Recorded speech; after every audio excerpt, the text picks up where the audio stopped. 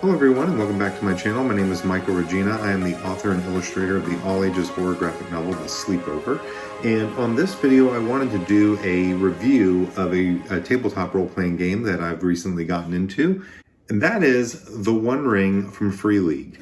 I know I've been doing a number of TTRPG videos recently, and I know I also make graphic novels and that sort of thing. So the question might be like, why am I spending so much time on the subject? Hopefully some of that will become a little bit more clear in some videos I have planned in which I want to talk about how to use TTRPGs as a storytelling mechanic and a way for you as a creator and us as writers, like, to help us build stories in a way that feels fun and game-like, and how I've been toying with them recently to like using solo gameplay as a means to improve my own storytelling and as a way of breaking through writer's block and exploring things.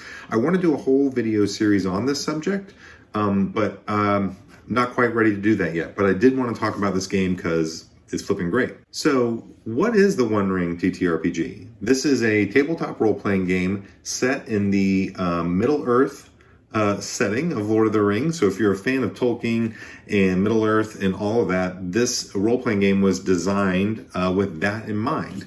So beyond something like D&D or any other fantasy games, which can be a little bit more open-ended in their setting and their scenario, this game wants to drop you straight into the middle of Middle-earth so that you can create and explore and do your own adventures throughout that setting. And so I picked it up during their summer sale this past summer. I got the core rulebook, the starter set, and the GM screen, and I've run a couple sessions of it, both in in-person play with some friends, and now also done a number of solo sessions with it, which is something I want to spend a little bit of time on. Recently, I've really gotten into the Lord of the Rings and sort of everything Tolkien. I don't know exactly what set it up. Well, I think I take that back. It was the Magic the Gathering Lord of the Rings set that just recently came out. Got me excited about, like, oh man, I want to mess around in this setting. And I've done a recent review with Michael Regina, the co-creator of the OneRing.net. Shares my name, so good dude. But I picked up this game, and what actually drove me to want to pick it up beyond just the Tolkien stuff was that it had a pre-built-in solo RPG mode where you could buy, I have it right here, you can buy a solo mode. It's just a PDF on DriveThruRPG where you can get all these kind of randomization tables and stuff like that so that you can play this game on your own and create your own character and go on adventures throughout Middle-earth. And I thought that was a really intriguing concept. I never tried solo role-playing, and it seemed like a really cool way that even if I couldn't get a group together, I could just find a way to relax and do some sandbox gaming in a world that I really enjoy. So let's talk about the game specifically, though. I want to talk about its mechanics and what I found to be interesting about it, and then I'll talk a little bit about the solo role-playing mode and why I think this would be really cool for you. So let's talk about the setting of the game a little bit. It takes place, obviously, in Middle-earth, between the events of The Hobbit and the Lord of the Rings trilogy. So it's actually very specific about its time placement and all that, which as a GM feels a little bit restrictive because obviously you're kind of being hemmed in what time period you're playing the game in and all that sort of thing. And honestly, that was my biggest hesitation even trying this game, is I really enjoy Tolkien, but I'm definitely not a connoisseur of it the way some others are. I'm still reading the books for the first time. I've loved the movies, I've loved a bunch of the adaptations that I've seen, but reading the books is not something I've ever done. So this idea of picking up a game and building a world or a campaign and playing within the Middle-earth setting was pretty intimidating. But since getting familiar with the rules and playing around with it, I've really discovered that what you're sort of doing is you're playing something that's in a sandbox type scenario where all of Middle-earth is up for exploration and you're really creating sort of one-off adventures. It's almost like you're playing like a Skyrim or something like that, where you have the ability to just roam around and explore and create interesting events that could potentially occur. On the book itself, the production quality and stuff is fantastic. I mean, this art is beautiful on the cover. The interior art is this sort of like drawing style approach, which is really beautiful and I think fits the trilogy really well, especially if you're a fan of the movies. It sort of has this very Alan Lee, John Howe feel to the artwork, which I quite enjoyed. The production of the book is fantastic. Like it's like a sturdy book, but it feels, the paperweight and everything they chose was quite light. So the book actually feels really light to carry around in your bag. Then production level on everything with it is just gorgeous. The starter set features a series of adventures that take place within the Shire setting and has a bunch of pre-made characters. But even then, I mean, like, look at that. That's just a gorgeous box in general. So production quality and everything is great. So a little bit about the mechanics of the system, which I think are quite a bit different if you've never played a game outside of D&D or even something like within the Powered by the Apocalypse system. So the primary mechanics within the game is that you use a D12, which is your feat die, and then a success die, which is just a D6. I won't get too much in the mechanics of it here because that's not necessarily what I'm interested in covering, but essentially you roll against what would be a target number based on your character's attributes. So let's say your character is very strong and you have to just roll above the number 12 using a number of D12s and D6 dice. And basically what you're trying to do is break that number. You roll the amount of dice you're supposed to roll to match that attribute. And if you roll higher than that number, you're successful. And then what's really cool is there's sort of built-in mechanics to make things like combat scale up so that the combat encounters you do better in, depending on how many sixes you roll and how high your D12 is. Like I said, it's actually a pretty crunchy rule system. But what I have appreciated about it is all that crunch actually narratively create some really interesting scenarios within the game. So once you kind of get them figured out, it's awesome, but it's a little bit of a challenge early on to try to make sure you're playing the game rules as written and taking, this is the difference. Like within something like D&D, I feel like I can miss rules and I can still enjoy the game because the way the game is played out is very simple in its ultimate mechanics. This is the first one in a while that feels a little bit more crunchy to me, and I feel like if I don't utilize all of its rules correctly, I'm actually really diminishing my enjoyment of the game because every rule has a function within the way the storytelling occurs. So it takes a little bit of time to get used to it, but once you do, it's rewarding, I guess is the best way I could say it.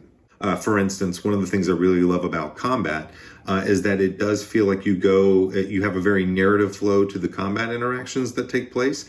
But because combat can really swing, you might be successful in an attack, but because of your success, you might do a certain level of success that just like mows down an enemy in one shot. So that sort of thing is really cool. It gets very nitty gritty, dirty. It can be pretty exciting from a combat standpoint. So as you're playing within Middle-earth and you're not playing where viable transportation is a big thing, getting from point A to point B is actually a fairly big part of the game. And one of the things I enjoy about it is that they make that an eventful process. So let's say you're trying to go from the Shire to Bree. You're going to travel a certain amount of spaces within the map, and then on that way, the game builds up a lot of rules and ways the characters are supposed to interact with each other, and they take on different roles for the journeying, and then events can occur along the way. All of this really designed so that when you arrive at the location, your characters are not fully up to snuff when they arrive. They may be tired or have lost some provisions or even lost some of their hit points, which in this game is called endurance, by the time they reach the actual adventure. So it's just an interesting mechanic, something I've never really experienced before, but pretty cool. The real jewel of this game, I think, is that it has a shadow system. So obviously within Lord of the Rings, you're going to, the idea of corruption and greed in the sort of prevailing forces of Sauron, which come through as the shadow, are a integral part of how your character interacts with the world. The best comparison I know to make with this is something like Call of Cthulhu, which is a horror role-playing game in which the idea of sanity plays a play. So in this game, it really diminishes sort of the effects of doing something like being a murder hobo, where you're just running around hacking up and slashing people who don't deserve it because they're just like living their lives, or you're just murdering everybody without an option. If your character plays that way, they could potentially take shadow points, which eventually drive them insane or cause them to become fully corrupted and venture off in the woods somewhere and do terrible things. Or maybe they become corrupted through greed because they're looking to steal. Maybe you stole something off of a perfectly innocent bystander. You could take shadow points for that and grow in greed. So there's this very dramatic idea of your character becoming consumed by the evils of Mordor and the evil of the shadow. So it's a very interesting mechanic. It's sort of like Call of Cthulhu meets D&D. And one of my absolute favorite things here is that the story, the gameplay is actually very low magic. It keeps true to the Middle Earth sort of setting of there's not a lot of magic users in the world. Most of the magic is sort of like outside of the setting of Middle Earth itself, things that have come into the world and have affected it. And so magic is there, but it's genuinely to your players, your player character, pretty terrifying and not necessarily something you want to get involved in. And as a GM, that makes it pretty easy because I'm not having to manage all these different potential spells that a spellcaster can keep up with.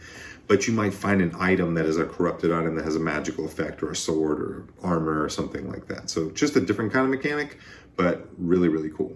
Last thing I want to talk about is sort of gameplay experience. So I have had a chance to run this a couple times. I want to talk primarily about the sort of corporate, normal tabletop role-playing experience, playing with friends and so on.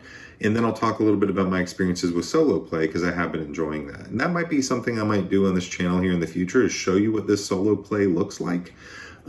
Because this is something I've been getting more and more into, is this idea of GM-less role-playing, so that I can sit at the table with my friends and my kids or family, and we make up the story together as we go. So it's this whole collective experience of us all bringing our storytelling chops to bear and letting the dice tell us where we go and then reacting and responding. So I definitely want to talk some more about that.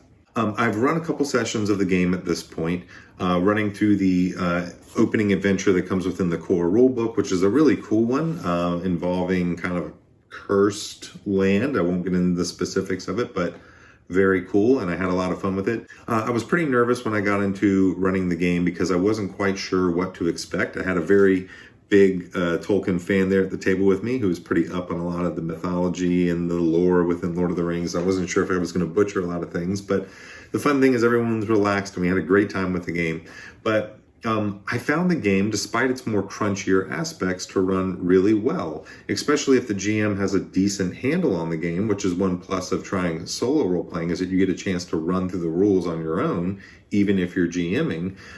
It made it very easy to sort of say this happens or that happens, or roll this dice for this issue. And if I wasn't sure, referencing and everything was pretty quick. But I found the playgroup I had were all really big Lord of the Rings fans and Tolkien's fans, so we just ate it up. We had a blast with it. And it was exactly kind of the fantasy role-playing experience I was looking for, which was something that felt nitty and gritty and like you weren't sure if your character was going to make it out of a situation. The fear aspect, the shadow aspect, it was very dramatic because of the way the game shapes out. There was obviously lots of humor and all that sort of things, but the mechanics of the game created a lot of additional tension, is I guess the best way I know to put it. So I found the game to run really smoothly. One of the great pluses of picking up the starter set and getting the whole bundle with everything is that their starter sets include a lot of great accessories that are you either have to purchase standalone, but come with the box set. And one of the cool things that they come along with is like these very simple kind of like cheat cards. They come with these kind of simple accessories that you can hand out to the table that come with like your different combat stances, because that's the way the combat system is used.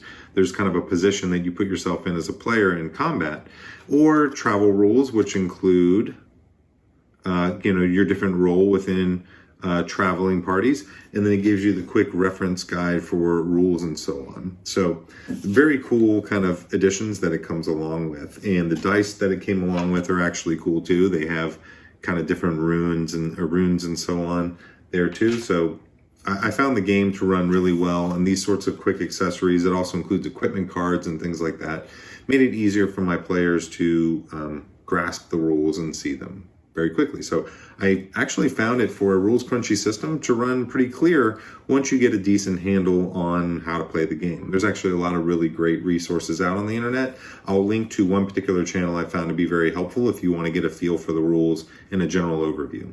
Broadly speaking, I love the way the game feels. It is it has a lot of highs and some good bit of lows, and then consequences for decisions, and then consequences for making maybe particularly immoral decisions that could affect your character and the environment and surrounding behind you. A quick story here to kind of illustrate this. My players decided to try to steal something from a group of bandits who were hanging out in an area. They were trying to scope them out. These bandits were kind of camping out for the night. And the players decided they wanted to get close to these bandits and potentially try to steal some of the things, the maps of this area that they were in, and just gain some information. Well, things kind of went south when they were discovered. And rather than attempting to bargain with this group or to talk with them about the situation, they just immediately went into combat. And because they immediately went into combat with basically humans who were just like camping out in this area, they took on shadow points and gained this sort of corruption system within the game that really could potentially impact them as they move closer and closer to the end of the adventure.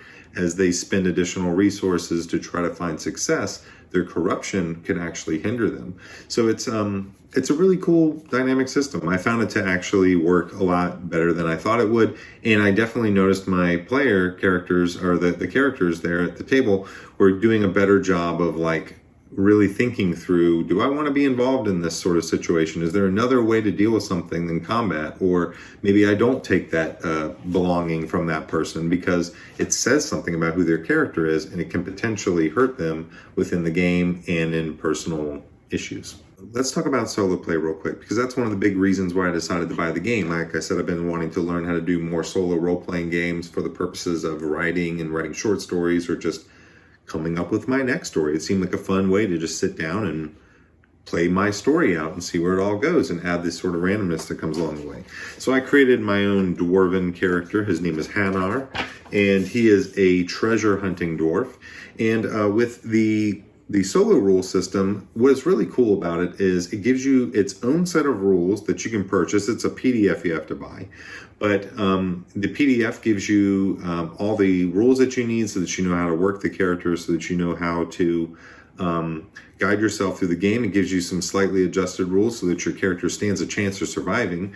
And then the randomization of the tables within the game is really cool, because the tables give you words and descriptors and things like that for you to decide upon, rather than just like a very specific prompt. So for instance, I might be in a situation where my character has entered a room and I want to know whether or not some sort of thing is happening there. Like, let's say whether a treasure is in that room, and there's a dice system where you roll to see whether or not there's a treasure there.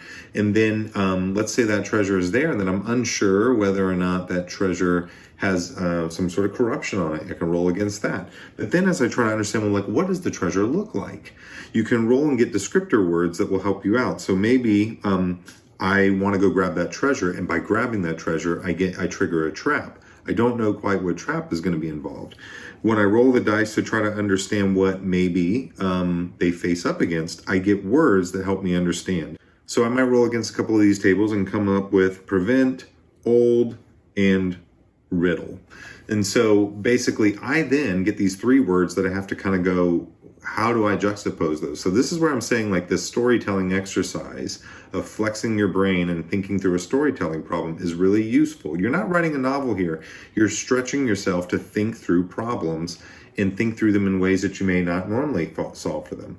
And so if I were to take those three words, I might say that when I grab the treasure, as I pick up the treasure, the doors within the room that I came in lock down, and this treasure is ancient looking.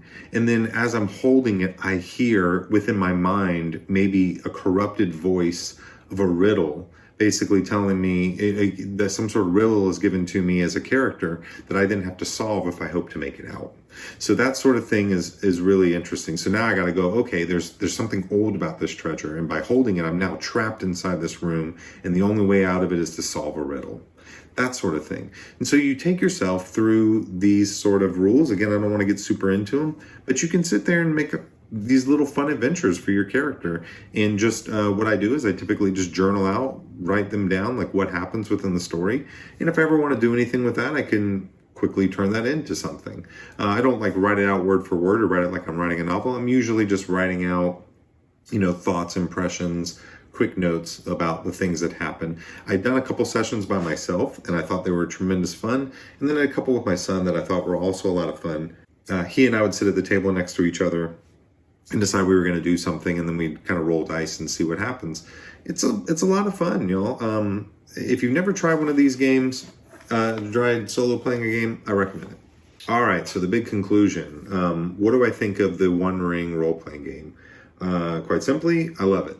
My biggest concerns going into it were, and they still remain somewhat of my concerns, is that it's actually a very setting-specific rule system. Obviously, there's nothing to tell you you couldn't place these characters within your own world or your own campaign.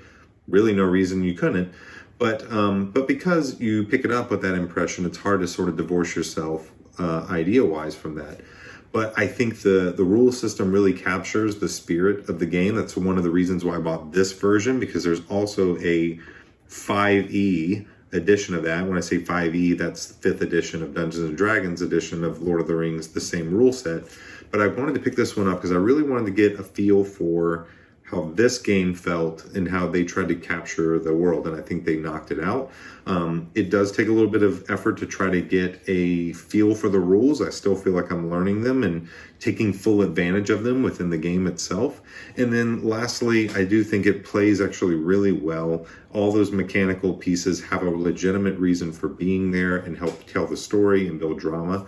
And lastly, the solo play mode, even if you can't get a group together and you just want a way to play a game and tell stories. So that's the big difference between this. If you're playing a video game or you're playing through a module, you're playing through a story somebody else has written.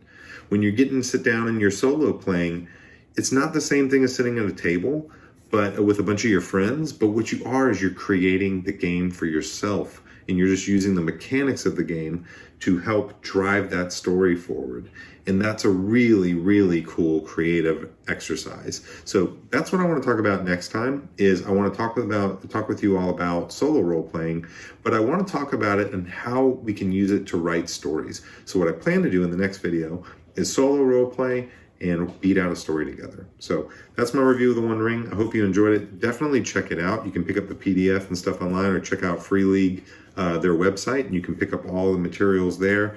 It's an awesome game. If you love Lord of the Rings and you also like the idea of potentially playing in a fantasy game set there in a solo way, you can't beat it. It's great. So hope this has been helpful or enjoyable to you all out there, and look forward to that next video, as well as a Deepwater Creek update. I've got a bit more to share about what's going on there.